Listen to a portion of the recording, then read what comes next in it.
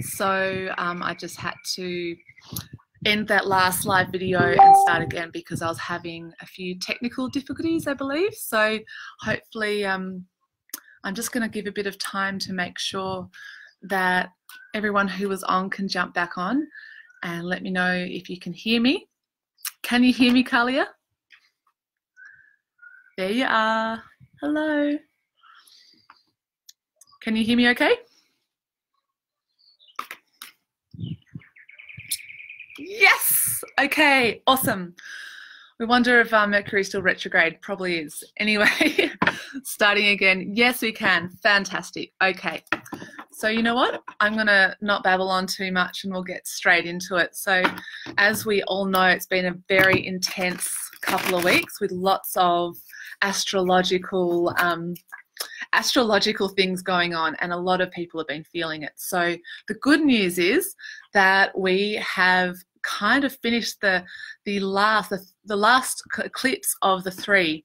So everything is going to sort of chill out a little bit more from here on in, which is really good.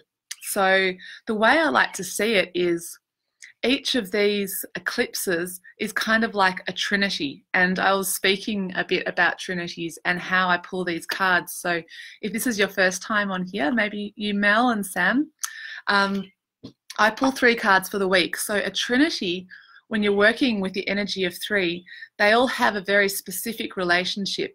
The first one is like the gatekeeper, the one that opens the energy. So that first eclipse that we experienced was very much like setting the tone and opening it up. The middle one, which is that blood moon, sort of is the same as like the middle card. It holds all the grunt. It really is the one that really anchors you into a specific space and time to focus on what needs to be focused on. So really good to pay attention to how you were feeling around that time and what was coming up to bring attention to. And likewise, when I pull the second card today, this is going to be like hold the focus. And the third card is very much about how the ending or the result of your hard work is going to come to, like what the end result. So we see the third crystal as being, you've opened into a space, you've focused on what your main intention is, and then this is the outcome, and it opens the door again for you to move into the next stage. So this last eclipse that we had on the 11th, which is over the weekend, was that third energy. It was very much like, okay, this is delivering me to where I am now. And for a lot of us, we were called to be very inward, very quiet, and reflect on what our next step is. So a lot of the cards I've pulled over the last few weeks have been about, reflection, going within, looking, dreaming, how do you want to create your world moving forward, and just looking at all aspects and working out what works for you and what doesn't work for you.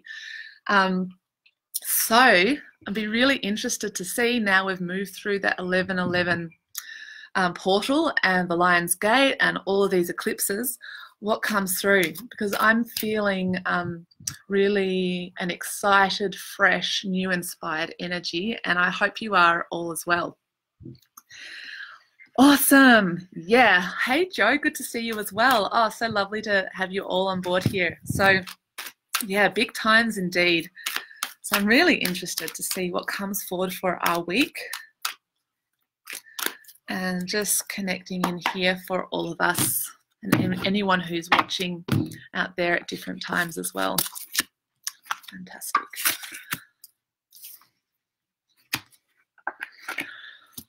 Wow, this is really interesting. Okay, so the first card of the week is Hematite. So I just spoke about how this is the gate opener. This is like, welcome to this new space. And Hematite is one of the stones that really grounds our spirit into our body. So are you guys feeling that? Are you feeling like you're here and fully present and ready to sort of get on with life? Because this is what this one's calling, calling for. A lot of us can feel when things are a bit uncomfortable in life, and so many of us learn this from a young age, when things are not really working out for us or life feels hard, we can just sort of bail or kind of check out. And there's a lot of people walking around, and I definitely have been one of them, really not fully grounded. And hematite is not only a super heavy mineral, so it's like quite a metallic and heavy mineral. If you feel it, you're like, whoa. And that's because it anchors you. It's a real anchor and grounds you into the earth star, which is below your feet, which can connect you deep down into the earth. It's also a stone that forms in all the colorways, but that gets its name from the Latin prefix hema, which is we also have for our blood, because if you grind hematite, it becomes red like our blood. So it's very much about the physical, red, practical. That's interesting, I'm wearing red today, but it's very much about grounded, practical, get embodied. This is physical stuff. So starting the week, really grounding in and really being aware of your physical body. So I just invite you all at this time while you're listening to take a breath and really bring it down into your toes.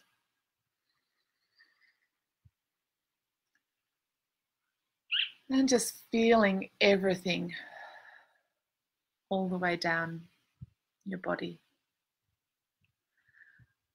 And are you here? Ask yourself, can I feel my toes? Can I feel my body? Because this is what it's all about. This is why we're here, is to be present. So the next card that comes up, the second card, is another quite potent and powerful mineral, and that is tiger's eye. So tiger's eye is about personal power. So that's another centered space in the body, like right in our solar plexus. And this is about connecting with personal power, but in action.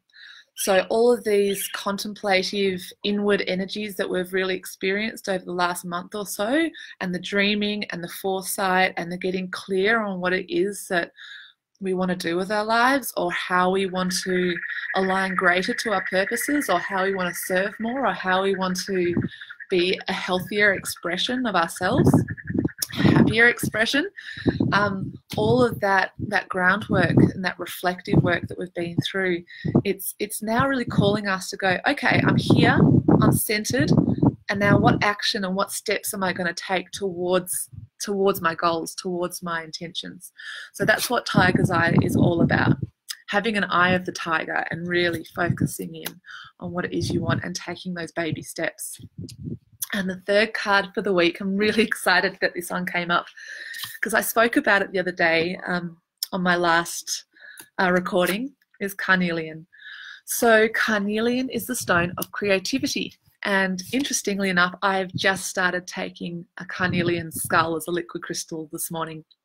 And it feels really great because creativity is such a joyous space and it's our natural state.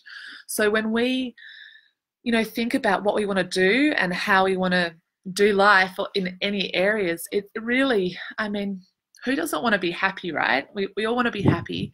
So surely doing what we're designed to do, which comes naturally for the human being, is to be creative. So whether you say you're creative or not, some people say, look, I'm not creative. I don't know how to paint, or I don't write, or whatever. Like, you don't have to be artistically creative. This actually is more about your sacral, your the energy that taps into your sexuality. Like, we're sexual human beings. We all have that. We can tap into that. And it's where our creative nature comes from, and how we birth things into the world, how we birth ideas, how we birth projects, how we birth babies, how we birth ourselves.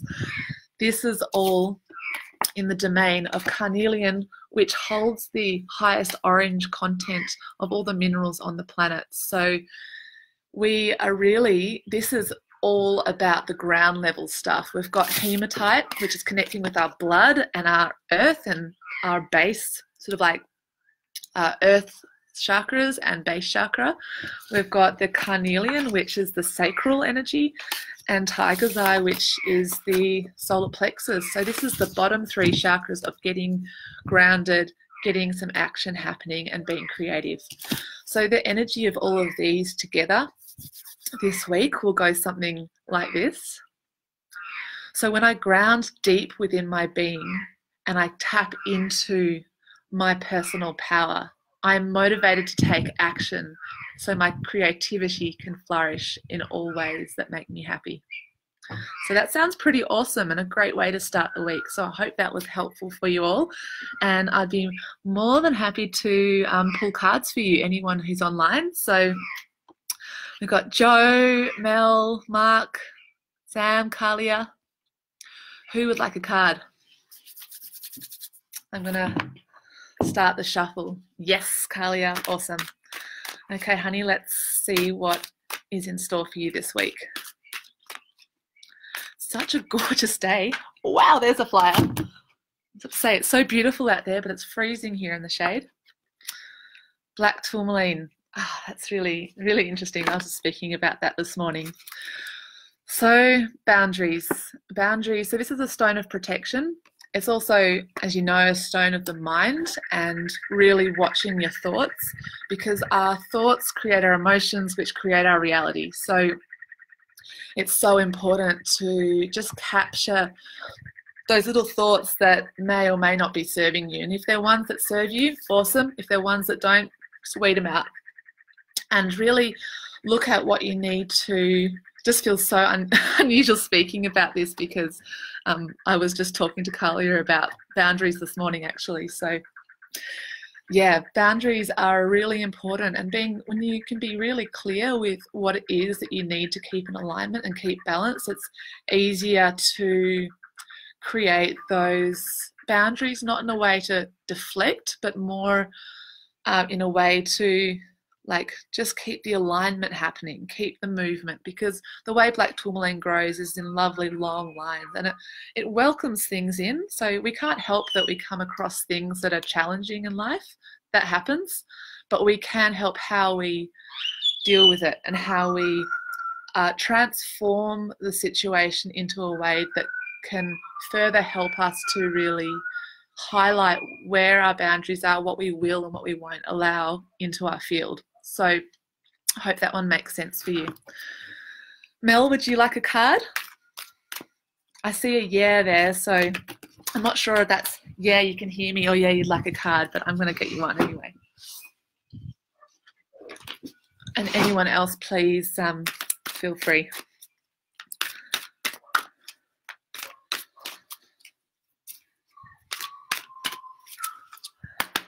Okay.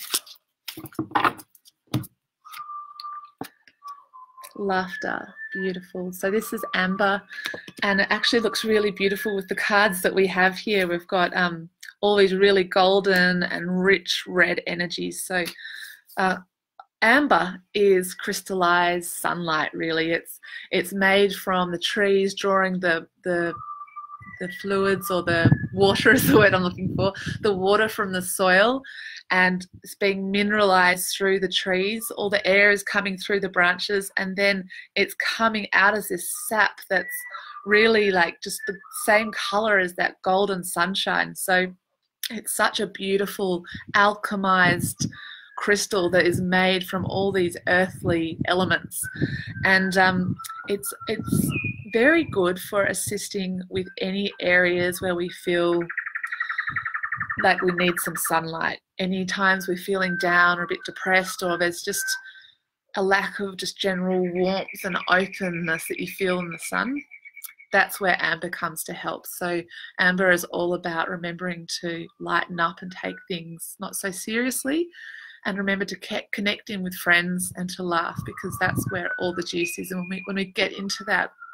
space of enjoyment and laughter, so much can just, all those things that we're holding are able to just flow out of our field. So I hope that one is in alignment for you, Mel. And is there anyone else who'd like a card? If not, we'll call it a day. Nope. Okay. Well, so much love to you. I hope you have fun this week, grounding on in, connecting in with your power, and unleashing your creative spirit. So much love to you all. Bye.